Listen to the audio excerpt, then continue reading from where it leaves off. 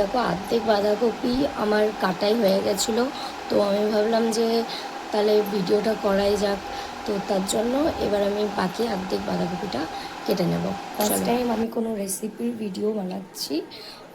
তো কারণটা হচ্ছে এটাই যে আমি এত পরিমাণে ইনস্টাগ্রামে বিনা ময়দা মাখা, তারপর কোনো রকম সেভ ঝামেলা ছাড়াই মোমো বানানোর ভিডিও এত পরিমাণে দেখে ফেলেছি।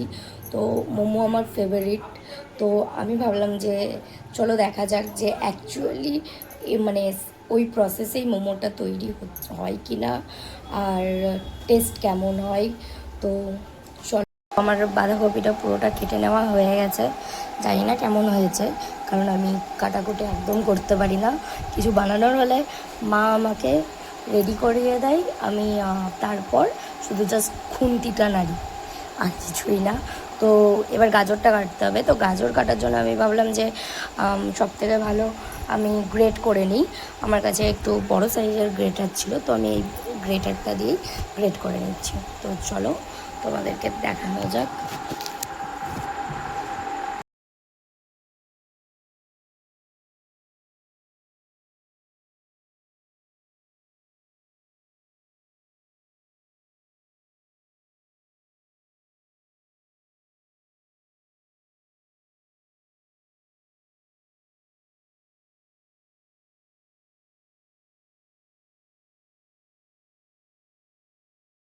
তো অনেক কষ্ট করার পর এই যে এইটুকুটা গাজর আমি কাটতে পেরেছি, গ্রেট করতে পেরেছি।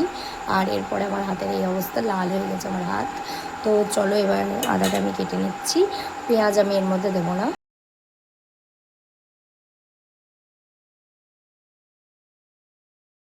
আমি আদা লঙ্কাটাকে পেস্ট করে নেব মিক্সারে। বেশি লঙ্কা দেবো না, আমি লঙ্কা দেবো।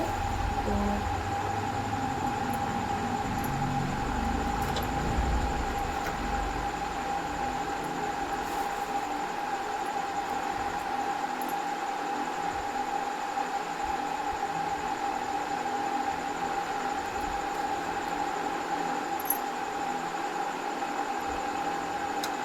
চলো এই কটা লঙ্কা আমি দেবো, আর এর থেকে বেশি নয়।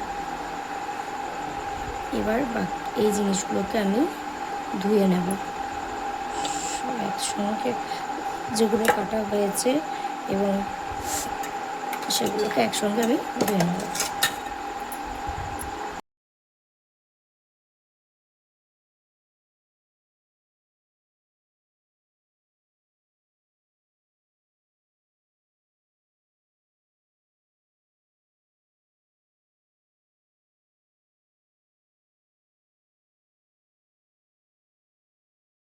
বাঁধাকপি আর গাজরটা ধোয়া হয়ে গেছে।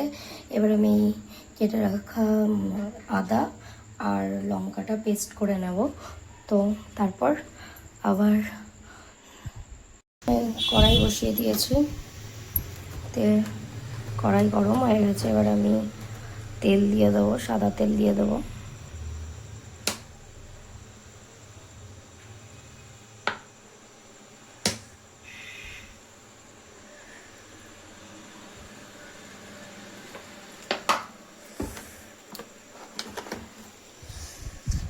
তারপর একে একে সব জিনিসগুলো আমি দিয়ে দেবো।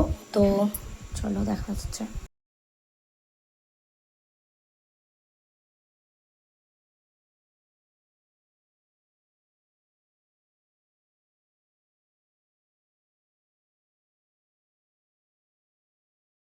এই যে এখানে আদা আর লঙ্কার পেস্টটা দিয়ে দেওয়ার পর আমি এখানে বাঁধাকপি আর গাজর কুচোনোটা দিয়ে দিয়েছি। এটা একটু রান্না হয়ে এলে আমি এখানে গ্রেট করে রাখা পনিরটাও দিয়ে দেবো। তো একে একে তারপর আমি মশলাগুলো দিয়ে দেবো। মশলা বলতে কিছুই নেই, একটু নুন আর বিট নুন, তার সাথে একটু গোলমরিচের গুঁড়ো আর সয়া সস, এটুকুই আমি দিয়ে দেবো।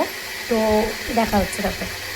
এই যে আমি এখানে পুরটা রেডি করে ফেলেছি। এর মধ্যে আমি পনির দিয়েছিলাম, তারপর একটু সয়া সস, বিট লবণ আর একটু গোলমরিচের গুঁড়ো দিয়েছিলাম। গুঁড়ো দিয়ে কিছুক্ষণ একটু 2 মিনিট মতন নেড়ে নিয়েছি, নিয়ে আমি ঠান্ডা হতে দিয়েছিলাম। তো এখন পুরটা পুরোপুরি ঠান্ডা হয়ে গেছে।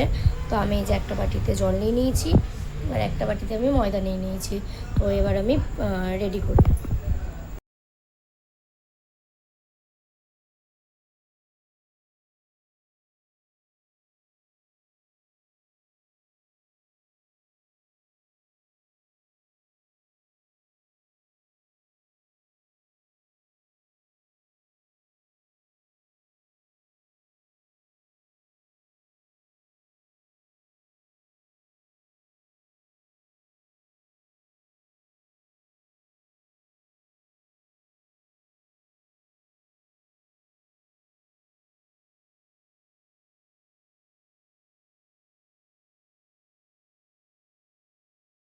তো এই যে এতক্ষণ পর আমার এগুলো রেডি করা হয়ে গেছে। তো আমি এখানে 12টাই করেছি, আর বাকি যেটুকুটা পুর ছিল সেটুকুটা আমি এখানটায় রেখে দিয়েছি। তো একসঙ্গে সব নষ্ট করে লাভ নেই। আর এখানে আমি জল গরম করতে বসিয়ে দিয়েছি, আর তখন পুর বানানোর সময় আমার কাছে কড়াইটা একটু পুড়ে গেছে। তো এর মধ্যে আমি একটু সাদা তেল আর জাস্ট একটুখানি আমি লবণ দিয়ে দেবো, যাতে ময়দার ওগুলো লেগে না যায়। আমি একটুখানি তেল আর লবণ দিয়ে দিচ্ছি।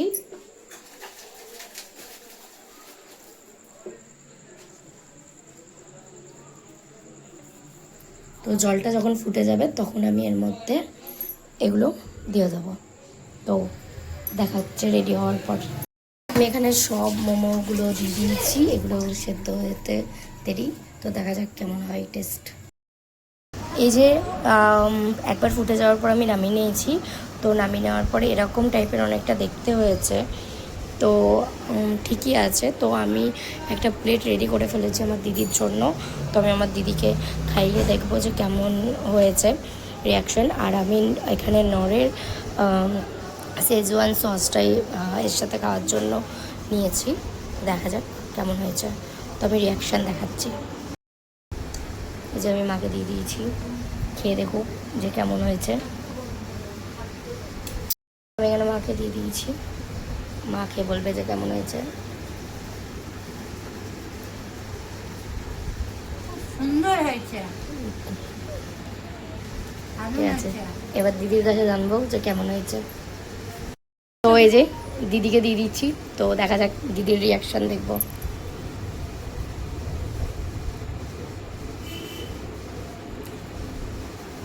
পুরো অনেস্ট রিয়াকশান দেওয়া, দোকানের মতন। দোকানের থেকেও ভালো হয়েছে।